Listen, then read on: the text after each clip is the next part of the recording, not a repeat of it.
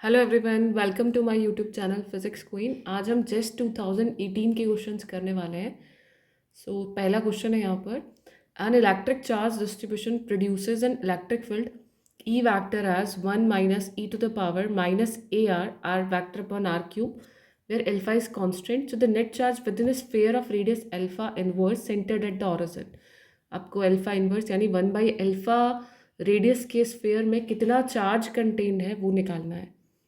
यहाँ पर electric field आपको गिवन है, तो आपको पता है कि डाइवर्जेंस थ्योरम आप लोग यहाँ पर यूज़ कर सकते हैं, गॉस डाइवर्जेंस जो फार्मूला है, और उसके थ्रू आप लोग जो है चार्ज डेंसिटी तक पहुँच सकते हैं, और चार्ज डेंसिटी से जो चार्ज इंक्लोज्ड है वहाँ तक पहुँचा जा सकता है। तो हम लोग इसे सॉल्व करते हैं। So E vector is given to you E naught 1 minus E to the power minus alpha R and its R cap upon are square. R vector upon are cube था, सो हम इसे लिख सकते हैं R cap upon are square. And जहाँ भी R cap upon are square आ रहा है, आपको पता है डिराक डेल्टा जो है वो यहाँ पर आने वाला है, क्योंकि r cap upon are square का जो डाइवर्जेंस होगा, क्योंकि यहाँ पर हमें del dot E find out करना होगा।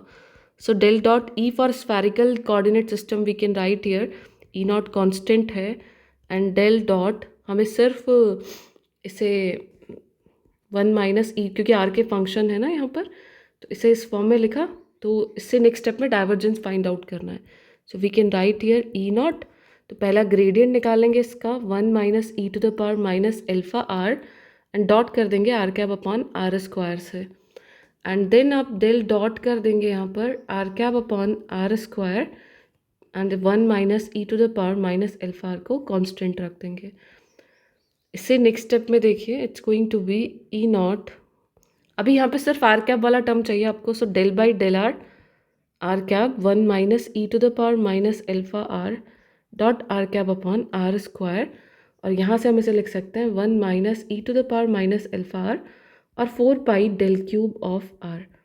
आई होप कि डिराक की प्रॉपर्टी आपको पता होगी। डिराक में देखिए, ये जो वैल्यू है यहाँ पर del dot r cap upon are square, ये डाइवर्जेंस जब भी आप इस क्वांटिटी का ले रहे हैं, देन इट इज़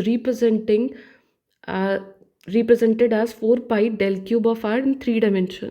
आप ये देख सकते हैं कि डिराक डेल्टा जो है वो मैंने डिटेल में पढ़ा रखा है एक वीडियो में, मैं डिस्क्रिप्शन में उसका लिंक डाल दूँगी। तो डिराक डेल्टा की क्लासेस भी आप लोग ज़रूर से देखें, काफ़ी इंपॉर्टेंट है। जेस्ट एग्जाम से पहले पहले देख लें, नेट और जेस्ट दोनों में डिराक डेल्टा से काफ़ी क्वेश्चंस पूछे जाते हैं। सो एक बार आप रिवाइज कर लेना, उसमें सारी प्रॉपर्टीज़ और क्वेश्चंस वगैरह करवा रखे हैं।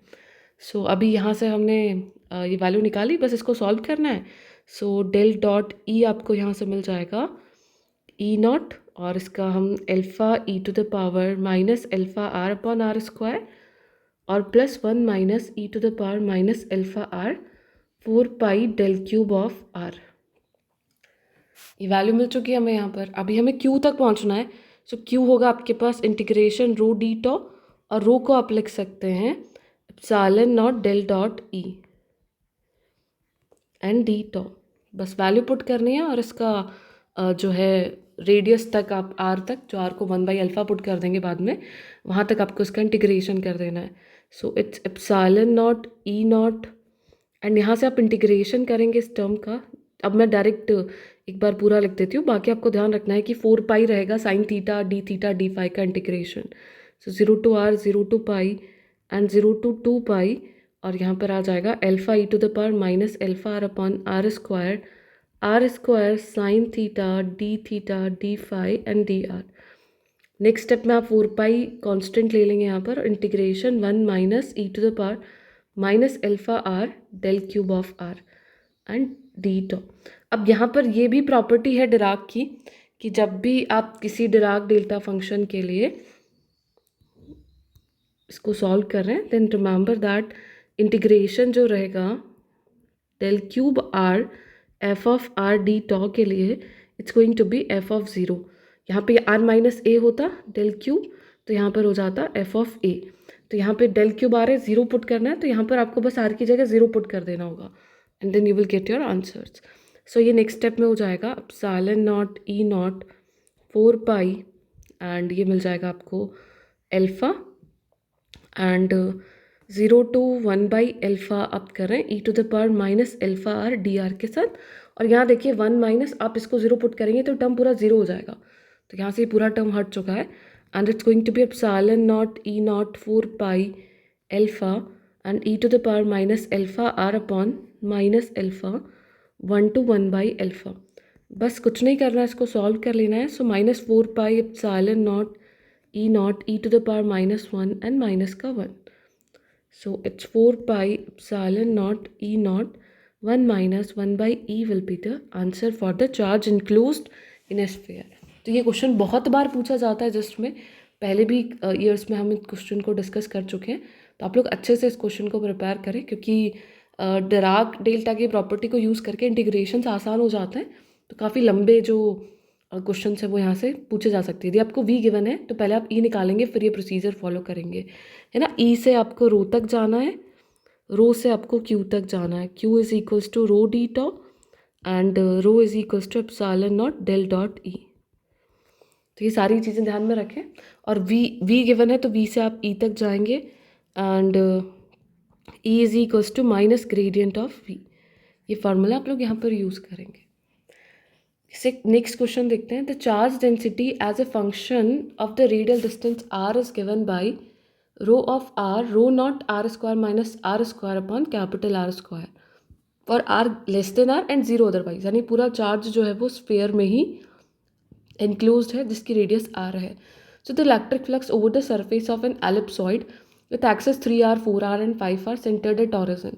तो आप यहाँ पर देख सकते हैं कि एक स्फीयर है जिसकी रेडियस आर है, जिसमें चार्ज डेंसिटी रो है, that is non uniform charge distribution. और यहाँ एक एलिप्सॉइड की बात की जा रही है। इस तरीके से एक एलिप्सॉइड रहेगा और जिसमें जो रेडियस है 3r 4r एंड 5r है। लाइक यहाँ पे 3r मान लेते हैं, ये हो जाएगा 4r और ये हो गया इसके लिए 5r। तो ऑब्वियसली जो भी एलिप्सॉइड होगा ये स्फीयर उसके अंदर ही कंटेन्ड रहेगा कम्प्लीटली। तो जितना चार्ज स्फीयर का है that is going to be the Q enclosed, है ना। जो चार्ज स्फीयर का है वही यहाँ पर इसका भी चार्ज रहेगा। और ये सेम क्वेश्चन CSIR नेट में पूछा गया था दिसंबर 2019 में। तो जेस के क्वेश्चन से आपकी नेट की बहुत अच्छी तैयारी हो जाएगी। तो आप जेस का एग्जाम दे रहे हैं तो ऑब्वियसली आप नेट के लिए बहुत अच्छे लेवल का प्रिपरेशन करें। जितने भी क्वेश्चन अच्छे लेवल के बनते हैं वो जेस से आपको एग्जाम में देखने को मिलेंगे। सो यहाँ पर आपको क्यू एनक्लोज निकालना है एंड उससे आप फाई निकाल सकते हैं बहुत ईजीली। तो यहाँ पर देख सकते हैं क्यू एनक्लोज जो है वो क्यू के इक्वल है, क्योंकि देखिए 3r r 4r 5r सभी जो है रेडियस वो स्फीयर के रेडियस से अलग है। और ये भी ऑरिजिन पे सेंटर्ड है, ये भी ऑरिजिन पे सेंटर्ड है, इसीलिए आपके लिए इसको जो है सॉल्व करना काफ़ी आसान रहेगा। तो अभी हमें फ्लक्स तक पहुंचना है तो हमें पहले चार्ज इनक्लोज निकालना पड़ेगा।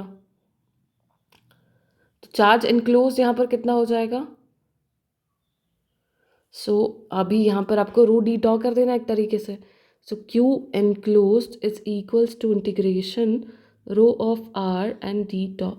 तो रो आपको कितना गिवन है यहाँ पर, Q enclosed is rho naught और इंटीग्रेशन में R square minus are square upon are square sine theta T R D theta D phi. तो सेम वही 4 पाई हो जाएगा क्योंकि थीटा की डिपेंडेंसी नहीं है। 4 पाई रो नॉट क्योंकि इंटीग्रेशन लिमिट हमें पता है। सेम वही 0 से 2 पाई फाई की, 0 से पाई थीटा की एंड 0 से कैपिटल आर आपके रेडियस जो स्फीयर है उसमें इनक्लोज्ड रेडियस की। तो यहाँ से 4 पाई रो नॉट आ गया, आर स्क्वायर डिवीजन में आ गया। इंटीग्रेशन करना है 0 से r तक सिर्फ R square minus are square D R का। तो ये इंटीग्रेशन हम कर देते हैं यहाँ पे। So 4 pi rho naught upon are square and यहाँ से हम देख सकते हैं R to the power R cube, R square constant और ये आर क्यूब बाई 3 आ जाएगा। और यहाँ से आर की पावर 4 है तो आर टू द पावर 5/5 आ जाएगा। लिमिट पुट कर दिया डायरेक्टली क्योंकि 0 to r है। सो इससे नेक्स्ट स्टेप में 4 pi rho naught R to the power 5 upon are square and 1/3 minus 1/5। तो यहाँ से आपको कितना मिल जाएगा, it's going to be R square और ये कैंसिल हो गया 8 pi rho naught R cube upon 15 जो है वो क्यू एनक्लोज्ड आपको मिल चुका है। तो फ्लक्स निकालना है that is Q enclosed upon epsilon naught. So 8 pi rho naught R cube upon 15 epsilon naught will be the answer here. So I hope this question is also clear to everyone. काफ़ी simple जो question है यहाँ पर पूछे गए हैं। Next भी EMT काफ़ी इजी आ रहा है, तो बहुत अच्छे से रिवाइज करें, ईएमटी को ज़्यादा अटैम्प्ट करें एग्जाम में। काफ़ी स्कोरिंग है और काफ़ी इजी क्वेश्चंस पूछे जा रहे हैं, बहुत कंसेप्चुअल है। An electromagnetic wave of wavelength lambda is incident normally on a dielectric slab of thickness T. If K is the dielectric constant of the slab, the change in phase of emergent wave compared with the case of propagation in the absence of dielectric slab. तो ये भी हम optics में पढ़ ही चुके हैं अच्छे से कि अभी यहाँ पर देखिए, पहले सिचुएशन ड्रॉ करते हैं। वेवलेंथ लैम्डा है, नॉर्मली इंसिडेंट हो रही है, डायलेक्ट्रिक जो स्लैब है उसकी थिकनेस टी है। अभी देखिए ऐसे कितने क्वेश्चन हम कर चुके हैं और डिटेल में ऑप्टिक्स को पढ़ा है, उसके बाद से क्वेश्चन काफ़ी आसान हो गए हैं। इफ के is the dielectric constant of the slab, इसका के डायलेक्ट्रिक कांस्टेंट है, the change in phase of emergent wave compared with the case of propagation in the absence of dielectric slab. तो ये पूछा गया कि यदि डायलेक्ट्रिक स्लैब नहीं होती तो कितना यहाँ पर जो डिफरेंस है वो क्रिएट होगा। So that we have to find out. So as we know, इसको हम ऐसा समझ सकते हैं कि सी स्पीड से एक लाइट जा रही है और बीच में एक टी थिकनेस की वहाँ पर उसके बीच में एक स्लैब आ गई है। तो उस कंडीशन में इसको थोड़ा एक्स्ट्रा, जब तक ये वाली लाइट एक्स्ट्रा पाथ चलेगी तो यहाँ पे ये जब निकल रही है यहाँ से और ये जब तक यहाँ पहुँच जाए, क्योंकि स्पीड ज़्यादा है और किसी भी डायलेक्ट्रिक में घुसने के बाद या मीडियम में घुसने के बाद इसकी स्पीड जो है वो सी बाई म्यू हो जाएगी। तो ये कम डिस्टेंस कवर करेगी और ये ज़्यादा डिस्टेंस कवर करेगी। तो ये जो पाथ डिफरेंस हम निकालते हैं, ये पाथ डिफरेंस आता है आपके पास। एंड इसको देखिए, याद रखिएगा कि कितना पाथ ये एक्स्ट्रा चल रही है, because time will be same. तो यहाँ से आप देखेंगे कि जो डेल्टा आ जाएगा that is going to be T and mu -1। Mu is the refractive index for this slab. तो ये टी इसकी थिकनेस है जितना ये कवर कर रही है और म्यू -1 यहाँ पे इसको रिप्रेजेंट कर रहा है। तो यहाँ से जो भी लाइट नॉर्मली इंसिडेंट हो रही है that is again going through this. तो कितना पाथ डिफरेंस यहाँ पर क्रिएट हो रहा है वो हमें निकालना है। तो हमें पता है पाथ डिफरेंस जो होगा वो टी म्यू -1 के इक्वल होगा। अब यहाँ पर आपको के गिवन है, तो आपको पता है एन कितना होता है, C by V and it's root mu R epsilon are.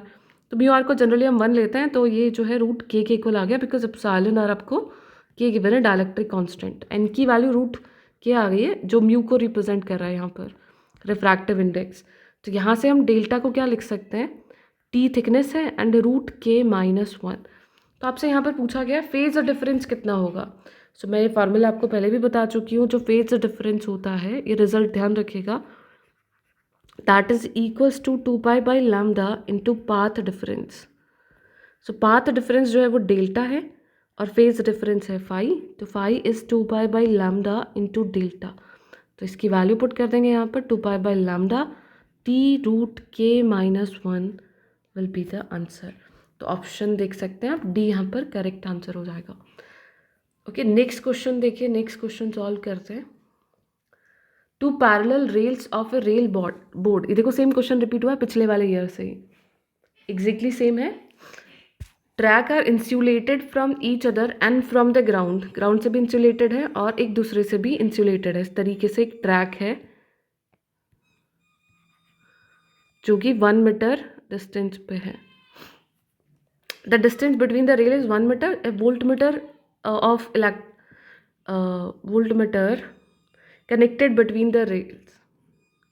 अच्छा, इलेक्ट्रिकली कनेक्टेड, सॉरी। हाँ, so assume the vertical component of the earth's magnetic field to the 0.2 Gauss.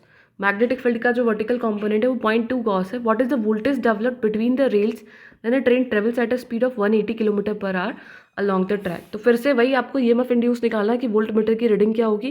Then it is always BLV। Sine theta रहता है और vertical component ही दे दिया तो sine theta यहाँ पे sign 90 हो जाएगा। जनरल फार्मूला रहता है BLV साइन थीटा।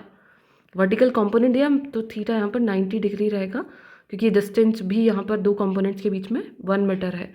तो ई यहाँ से आपको मिल जाएगा। गॉस में वैल्यू भी की वन है 0.2, गॉस है तो 10⁻⁻4 टेस्ला में कन्वर्ट हो जाएगा। याद रखिएगा 1 गॉस इज 10⁻⁻4 टेस्ला। सो यहाँ से इनटू लेंथ है आपके पास 1 मीटर और ये है 180 kilometre per hour. So you have to convert it into metre.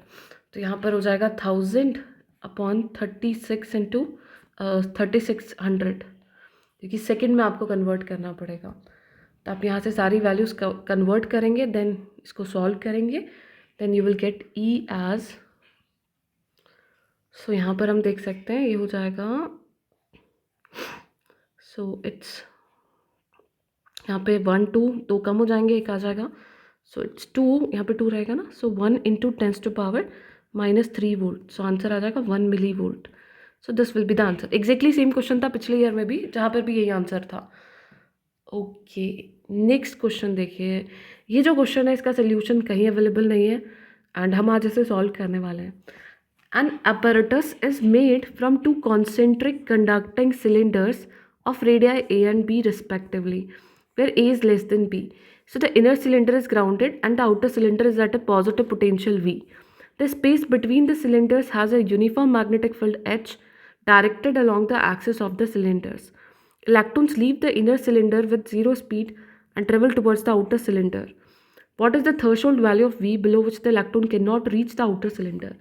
मतलब यहाँ पर सिचुएशन जो गिवन है उसे आप ऐसा समझ सकते हैं कि एक आपके पास सिलेंड्रिकल ऐसा कॉन्फ़िगरेशन गिवन है जिसमें यहाँ पर एक V वोल्ट की बैटरी से कनेक्टेड है ये, और ये ग्राउंडेड है, और इलेक्ट्रॉन्स इस सरफेस को छोड़ के यहाँ तक जा रहे हैं, और यहाँ पर जो रीजन है इन बिटवीन, वहाँ पर एक मैग्नेटिक फील्ड H लगा दिया गया along the axis of cylinder. ये जो रीजन है इसमें H मैग्नेटिक फील्ड लगा दिया गया है। अब देखिए बहुत इजी क्वेश्चन है क्योंकि इसमें आपको मैग्नेटिक फील्ड दे दिया गया है और यहाँ पर इलेक्ट्रॉन्स मूव कर रहे हैं एक सरफेस से दूसरी सरफेस जो एक ग्राउंडेड है, यहाँ से निकल रहे हैं इलेक्ट्रॉन्स, और जो पोटेंशियल V से कनेक्टेड है इसकी तरफ अट्रैक्ट हो रहे हैं, यहाँ जा रहे हैं, और बीच में क्या है इसके पास एक मैग्नेटिक फील्ड है। तो वोल्टेज डिफरेंस है 2 पॉइंट्स के बीच में, तो इलेक्ट्रॉन्स यहाँ से मूव करके यहाँ तक पहुँच रहे हैं, तो जो पोटेंशियल एनर्जी होगी इसकी दैट इज़ EV, और ये मैग्नेटिक फील्ड में मूव कर रहे हैं तो ये सीधे स्ट्रेट तो जाएंगे नहीं, क्योंकि मैग्नेटिक फील्ड तो इसको डिफ्लेक्शन प्रोवाइड करेगी, तो इसकी वजह से इसका पाथ कैसा होगा, कोई भी चार्ज पार्टिकल यदि मैग्नेटिक फील्ड में परपेंडिकुलर वेलोसिटी से एंटर करता है तो इसका पाथ सर्कुलर होता है। तो जब पाथ सर्कुलर होगा इसका, तो उस कंडीशन में इसको सीधा तो जाएगा नहीं, डेविएट होके जाएगा, एक रेडियस R के पाथ में जाएगा। अब यहाँ पर क्वेश्चन में पूछा गया है कि threshold value of V below which the electrons can not reach the outer cylinder, यानी इसके बाहर नहीं जाए, तो हम इसका एक क्रॉस सेक्शनल व्यू बना सकते हैं। सिलेंडर का क्रॉस सेक्शनल व्यू बना के दिखाते हो। तो यहाँ पर देखिए एक इनर सिलेंडर है और ये वाला आउटर सिलेंडर है। यहाँ पर ये जो है ये V वोल्ट की बैटरी से कनेक्टेड है और ये ग्राउंड से कनेक्टेड है। इसकी रेडियस है A और आउटर जो है उसकी रेडियस है B, और ये यहाँ पे ग्राउंड से कनेक्टेड है। यहाँ से जो इलेक्ट्रॉन मूव कर रहा है इसकी तरफ, उसे कैसे पाथ में जाना है, उसे घूम कर जाना है।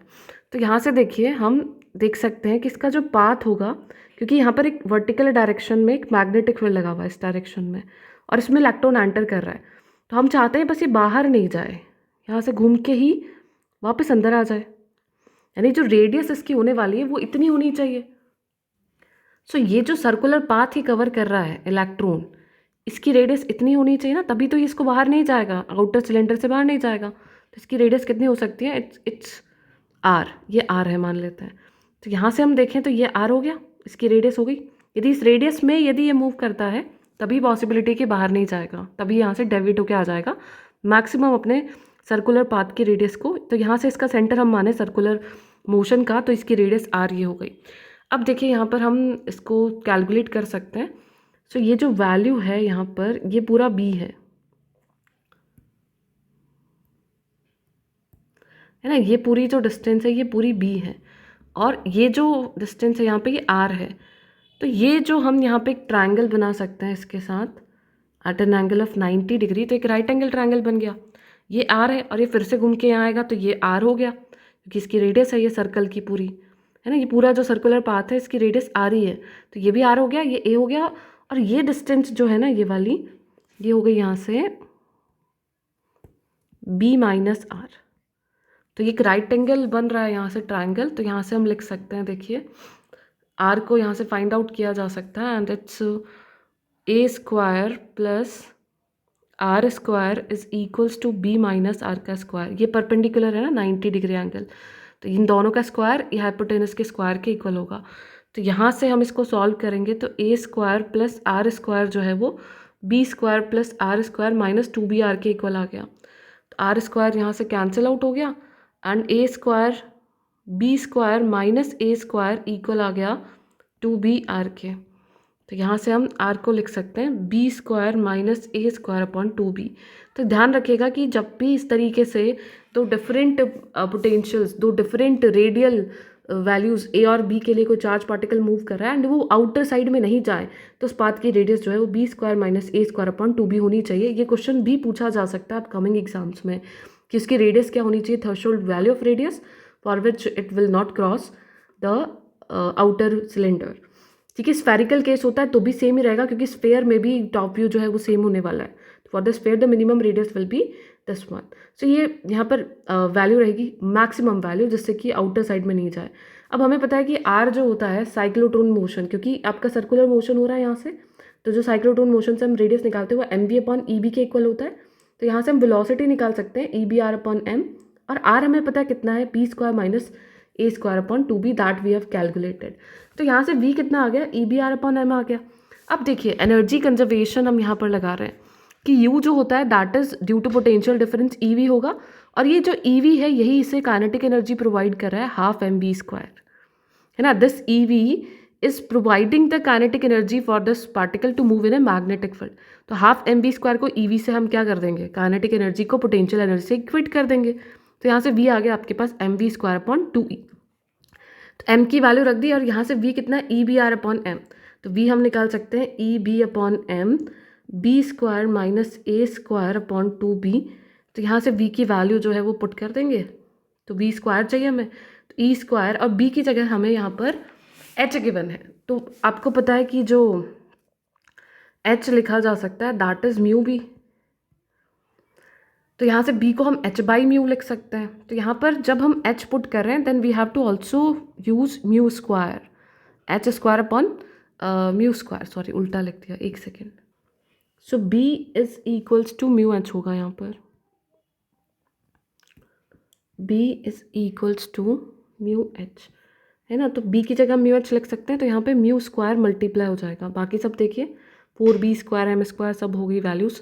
तो यहाँ से एक m कैंसिल हो गया और एक e कैंसिल हो गया और ये 8 हो गया। So E H square B square minus A square का whole square upon 8m B square, और यहाँ से हमें म्यू स्क्वायर भी मिलेगा। अब एग्जैक्टली आंसर यही होना चाहिए था, E H square mu square B square minus A square square upon 8m B square. अब यहाँ पर हम ऑप्शंस में देखें तो ऑप्शंस में जो आंसर है वो सी स्क्वायर की टर्म्स में भी है, यहाँ पर बी स्क्वायर भी है सब में।